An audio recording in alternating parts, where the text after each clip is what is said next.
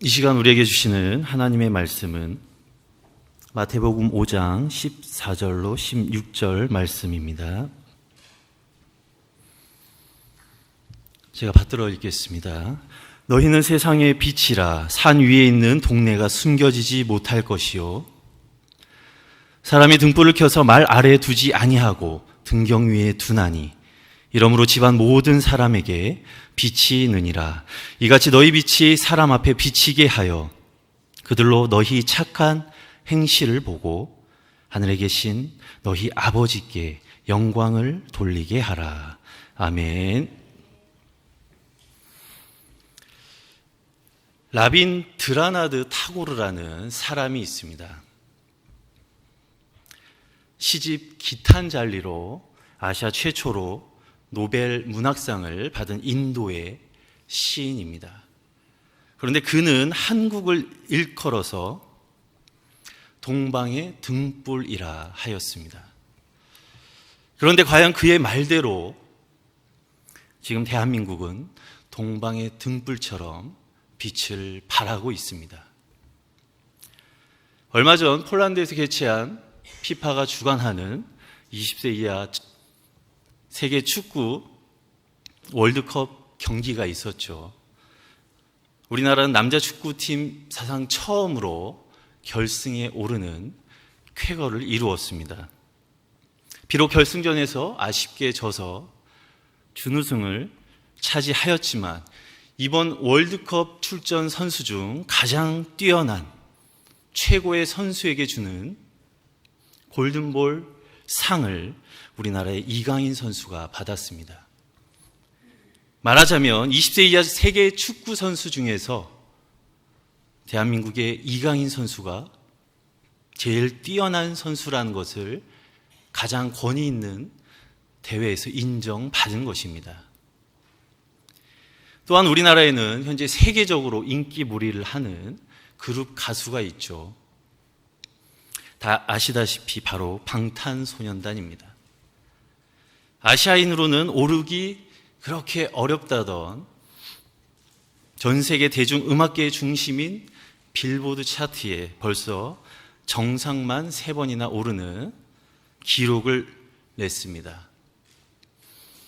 또 이달 초 시대를 대표하는 가수들만 공연한다는 런던 웸블리 스타디움에서 단독 공연을 진행을 했습니다. 그 당시 표가 6만 석이 단 90분 만에 매진될 정도로 대단히 뜨거운 인기를 실감했다고 합니다. 또 얼마 전 세계 최고의 영화제인 칸 영화제에서 한국 영화 기생충의 봉준호 감독이 최고의 작품 감독에게 주는 이 영화제 최고의 상이죠. 황금 종려상을 수상했습니다. 그리고 또 2달 전 세계 최초로 5세대 이동통신인 5G를 상용화한 나라가 바로 대한민국입니다. 이 뉴 라디오라는 공식 명칭 대신에 5G로 친숙한 이 5세대 이동통신 기술은 이 LTE 속도보다 20배나 빠르고 또 지연율도 아주 낮다고 합니다. 그래서 이 5G 시대는 굉장히 광범위한 범위에서 사용될 것이라고 합니다. AI나 IoT 그리고 자율주행차 등에서 사용된다고 합니다. 한마디로 우리 생활 전반에서 사용되는 모든 것들에 있어서 굉장히 빠르고 렉 현상이 전혀 없는 그런 무선 접속으로 제어하는 그런 시대가 열린 것입니다. 이러한 기술력을 전 세계에서 우리나라가 가장 먼저 상용화를 시작한 것이죠. 이렇게 다양한 영역에서 한국은 세계를 비추는 선두에 서 있습니다. 얼마나 자랑스럽습니까? 그런데 그 어떤 영역보다 더 자랑스러운 사실이 있습니다. 그것은 전 세계의 복음의 빛을 비추는 국가로서 선두에 서 있는 나라가 서방에서는 미국이고 동방에서는 대한민국이라는 사실입니다. 타고르의 말대로 정말 우리나라가 동방의 등불임이 분명해 보입니다. 그렇다면 동방에 등불된 우리들이 해야 할 일이 무엇입니까? 오늘 본문 말씀을 통해 예수님이 말씀하십니다. 세상의 빛으로 살아야 함을 말씀하십니다. 어떻게 하면 세상에 우리가 등불이 될 수 있습니까? 먼저 빛을 발하기 위해서는 에너지가 필요합니다. 등불은 일단 기름을 필요로 하죠. 기름이 연소되면서 빛을 발하기 때문입니다. 우리 그리스도인들이 세상에 빛이 되기 위해서 필요한 것, 다시 말해 빛된 삶을 살기 위해서 필수적인 것은 다름 아닌 기름입니다. 즉 성령의 기름 부음이 우리는 필요합니다.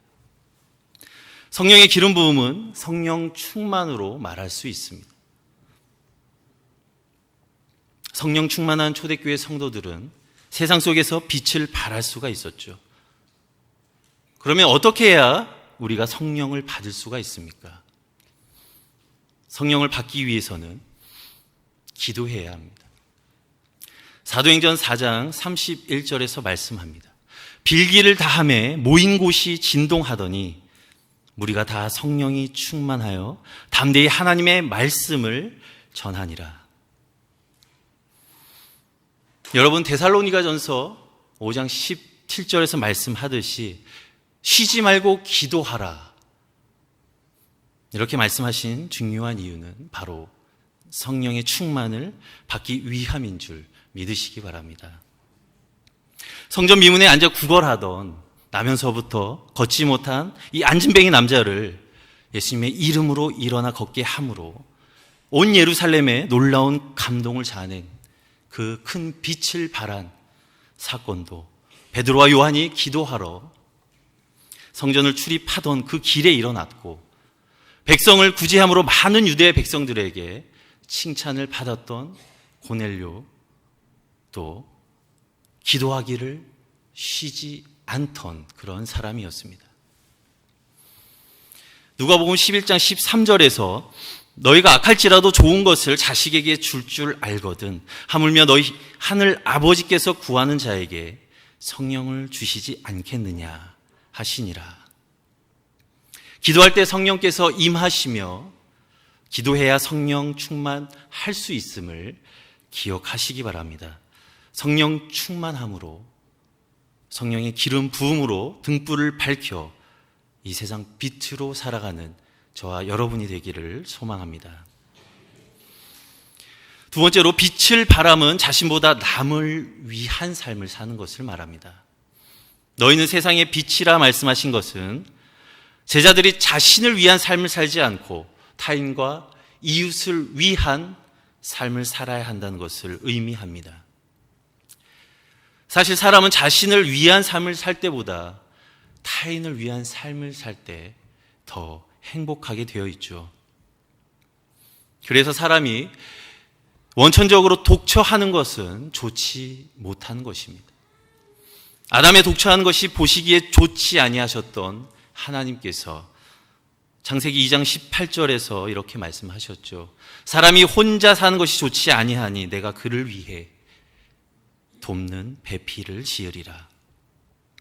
이는 누군가를 위한 삶을 사는 것이 더 복된 것이라는 뜻입니다.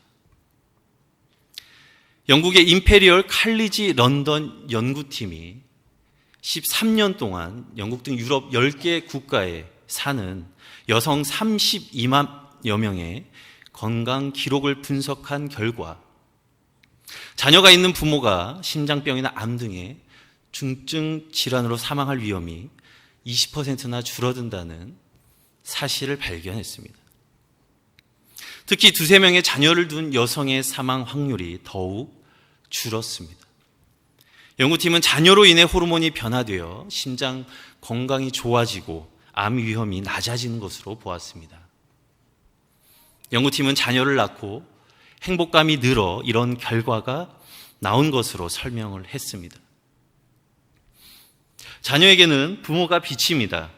일찍이 자녀를 20명이나 낳은 욥은 지상 최악의 고통과 그 시련을 받았음에도 불구하고 장수하며 행복하게 살았습니다.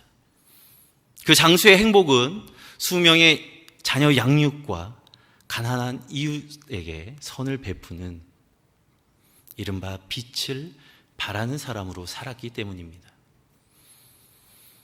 예수님은 자신의 삶을 섬기기 위한 삶으로 규정하셨습니다. 그 섬김은 죄인들을 죄에서 구원하시기 위한 십자가의 죽으심이었죠.